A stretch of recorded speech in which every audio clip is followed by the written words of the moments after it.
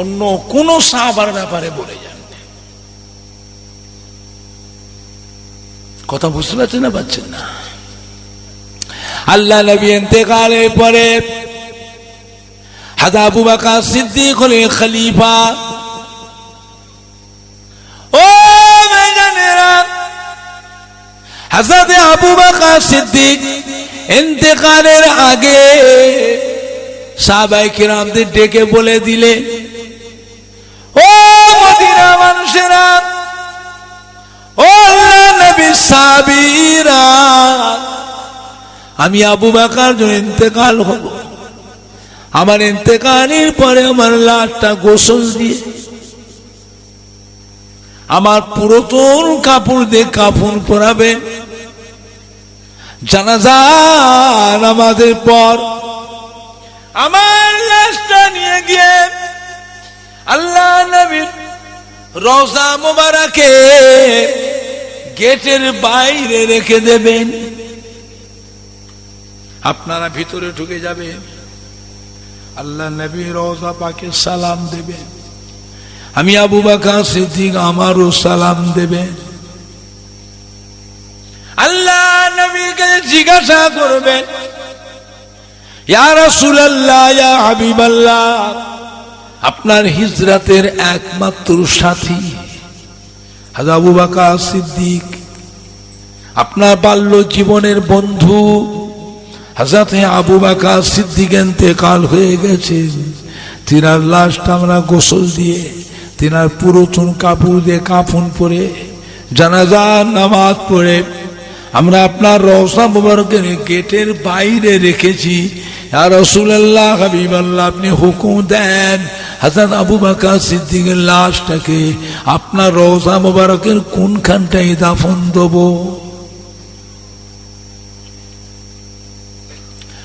ও বাবারা, আল্লাহ নবীর রওজা পাক থেকে যদি জবাব আসে তবে আমার লাশটাকে গেটের ভিতরে ঢুকাবেন, আল্লাহ নবী রওজা পাকের পাশে দাফন দেবেন।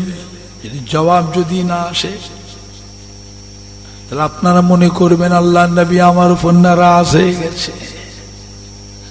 আমার খেলাফতি যুগে এমন কিছু অন্যায় কাজ করেছি, আল্লাহ নবী হায়াতুন নবী রওজা মুবারক আমার উপর অসন্তুষ্ট হয়ে গেছে। খবরদার, খবরদার, আমার লাশটা ভেতরে ঢোকাবেন না, আমার লাশটা নিয়ে গিয়ে মদিনার সাধারণ গোরস্থানে দাফন দিয়ে দেবেন। ও ভাইজানেরা, হযরত আবু বকর সিদ্দিক রাদিয়াল্লাহু তাআলা আনহু ইন্তেকালের পরে তিনার লাশটা গোসল দিয়ে পুরাতন কাপড় দিয়ে কাফন পরিয়ে জানাজার নামাজ পড়ে সাহাবীরা লাশ মুবারককে নিয়ে এসে আল্লাহ নবী রওজা মুবারকের গেটের বাইরে রেখে দিলে। সাহাবীরা ভিতর ঢুকে গেলে, আল্লাহ নবী রওজা পাকে সালাম দিলেন, হযরত আবু বকর সিদ্দিকেরও সালাম দিলেন।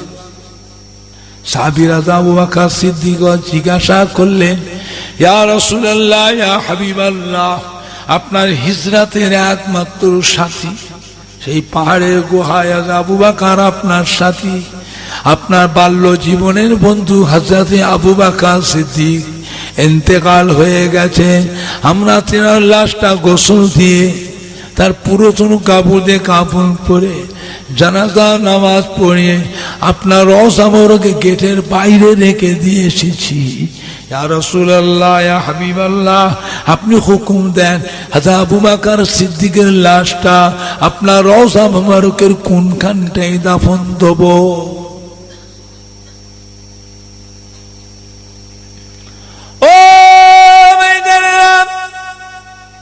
রওজা মুবারক থেকে কোন জবাব আসলো না, কোন উত্তর আসলো না। সাহাবীরা চিন্তায় কান্নায় ভেঙে পড়লেন, আল্লাহ এখন উপায় কি?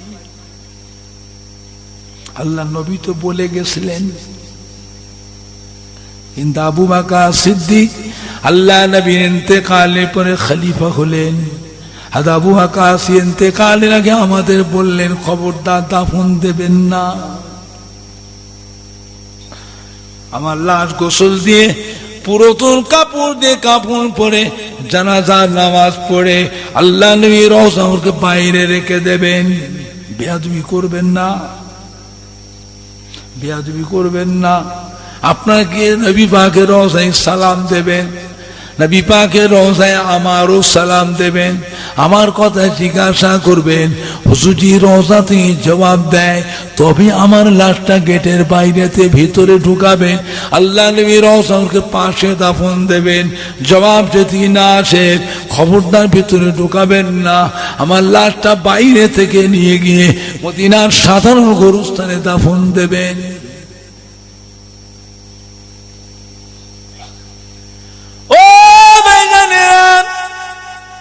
আল্লাহ নবী রওজা মোবারক থেকে কোন জবাব আসলো না, কোন উত্তর আসলো না।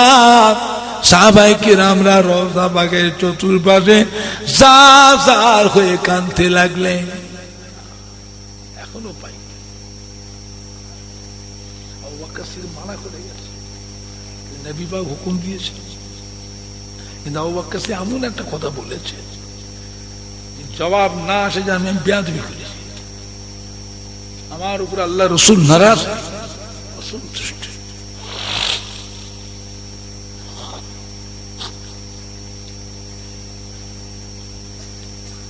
এমন সে হযরতে আলী রাদিয়াল্লাহু তাআলা কাঁদতে কাঁদতে ছুটলেন, ছুটে ছুটে এসে হযরতে আলী রাদিয়াল্লাহু তাআলা আনহু মদিনার মসজিদে নববীতে নামাজ পড়লেন। নামাজটা পড়ে আল্লাহ নবী রওজা মুবারকের ভিতরে ঢুকে গেলেন, সালাম দিলেন। হযরত আবু বকর সিদ্দিকেরও সালামটা দিলেন। হযরত আলীকে দেখ,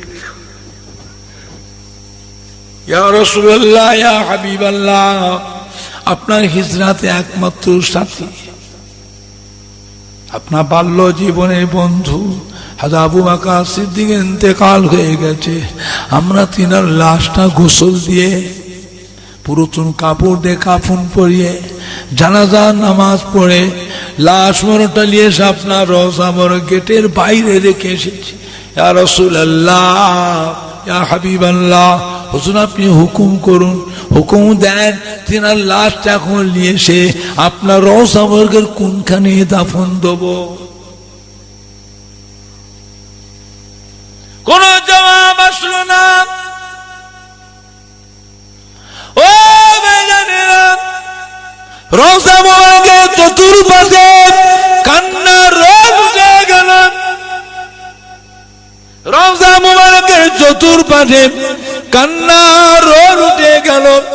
এমন সময় দেখা যায় আল্লাহ নবী রওজা মোবারকটা একবার থরথর থরথর করে কেঁপে উঠলেন। জোরে বলুন, জোরে বলতে পারেন না? আর জোরে বলা যাবে না?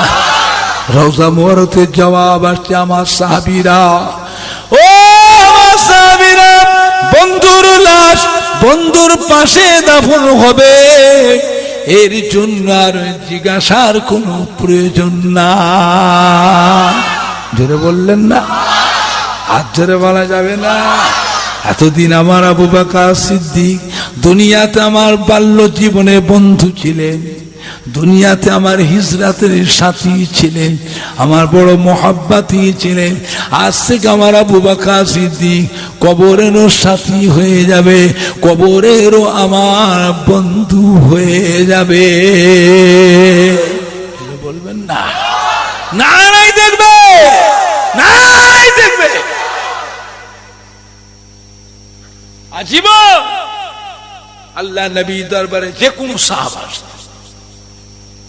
সে কোনো দোয়া চাইতেন, কোনো কথা জিজ্ঞাসা করতেন, আল্লাহ নবী সব শুনে দিয়ে হযরত আবু বকর সিদ্দিকের মুখের দিকে চেয়ে, আবু বকর, বাবা আমার এই সাহাবাটা আমার কাছে এই দোয়া চাইছে, কি করব বাবা? হযরত আবু বকর, ইয়া রাসূলুল্লাহ, হাবিবাল্লাহ, হুজুর আপনি দোয়াটা করে দেন, জোরে বলবেন না? আর একটু জোরে বলা যাবে না? আজ মদিনা রওজা মুবারকে, রওজায়ে আকদাসে, মাজার মুকাদ্দাসে সারা বিশ্বের কোটি কোটি মুসলমান আসে না আসেনে?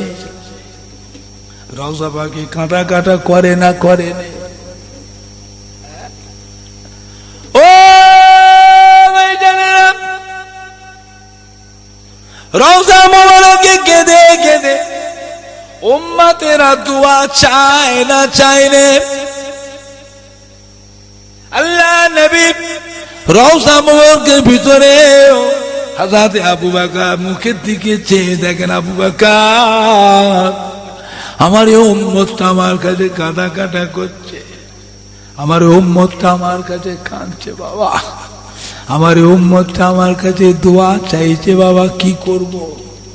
হযরত আবু বকর সিদ্দিক, ইয়া রাসূলুল্লাহ ইয়া হাবিবাল্লাহ, হুজুর আপনি আল্লাহ পাকের ভরসায় দোয়া করে দেন। জোরে বলবেন না? আর জোরে বলা যাবে?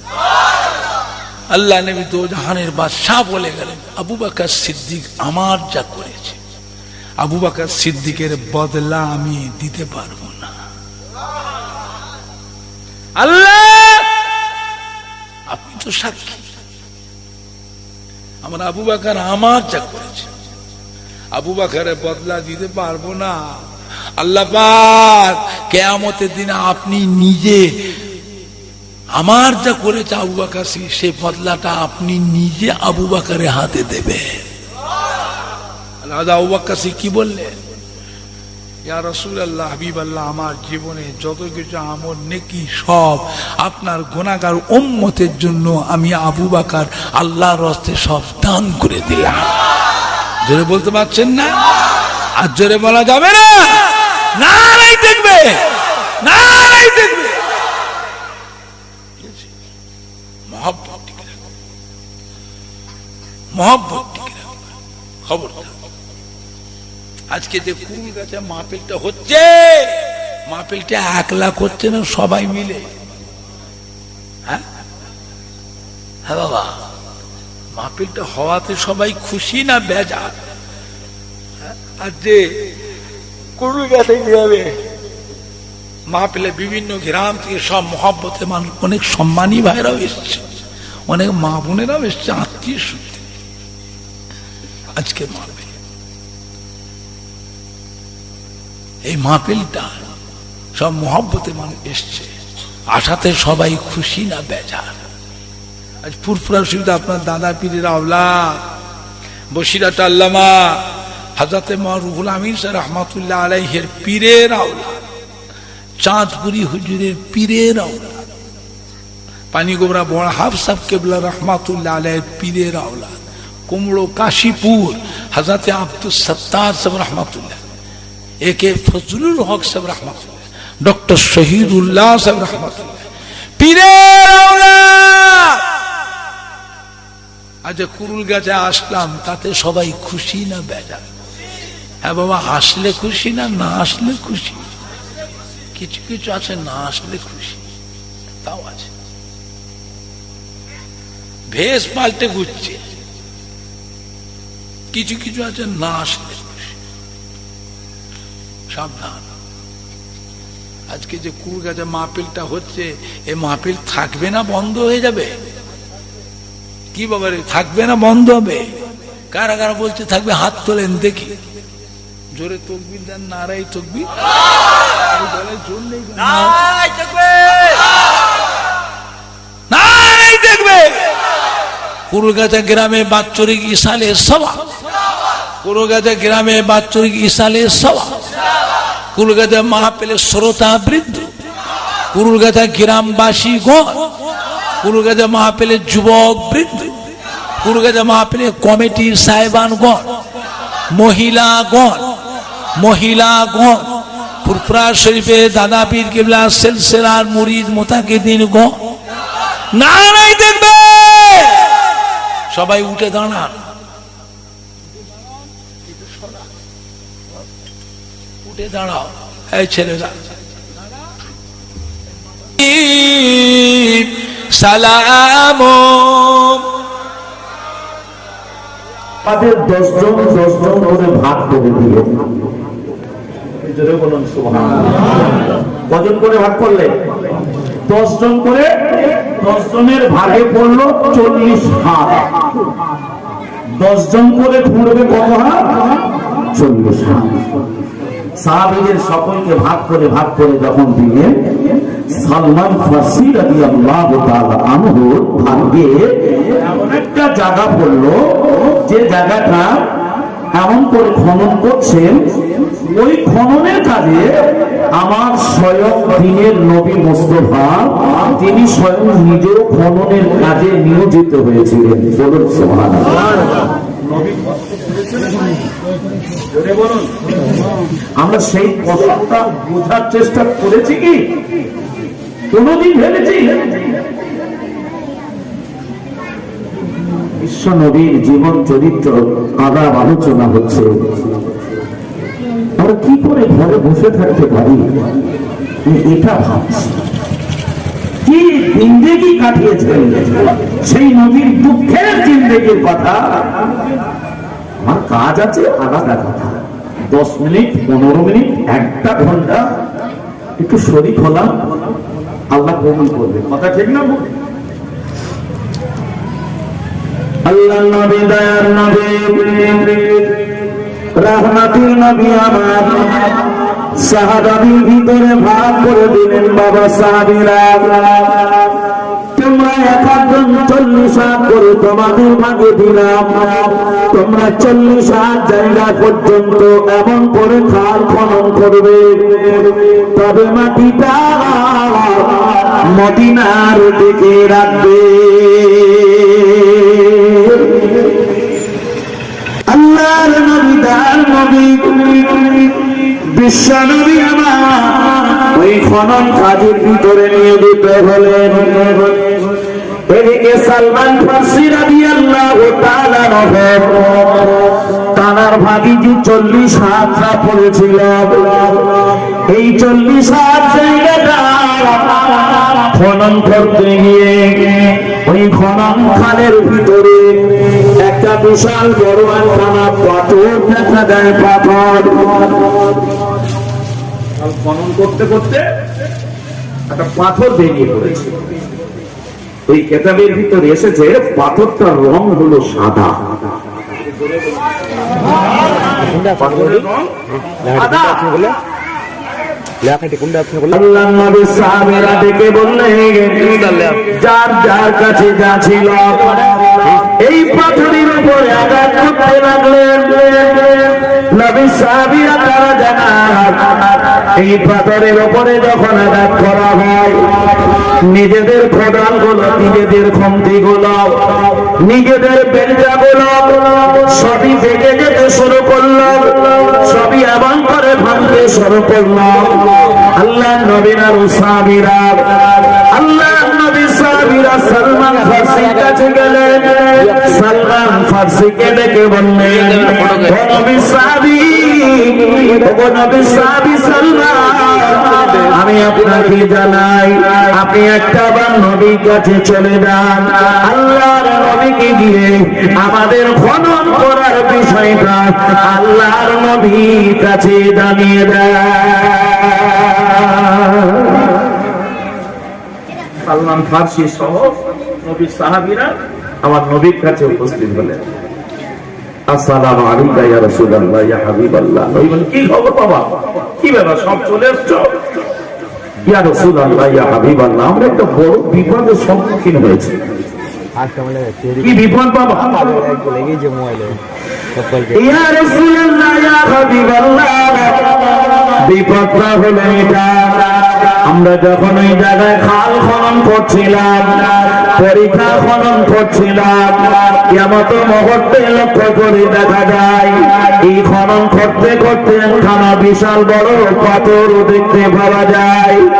ইয়া রাসূলুল্লাহ ইয়া হাবিবাল্লাহ, আমাদের যা সামানপত্র ছিল তার উপরে আঘাত করেছি, আঘাত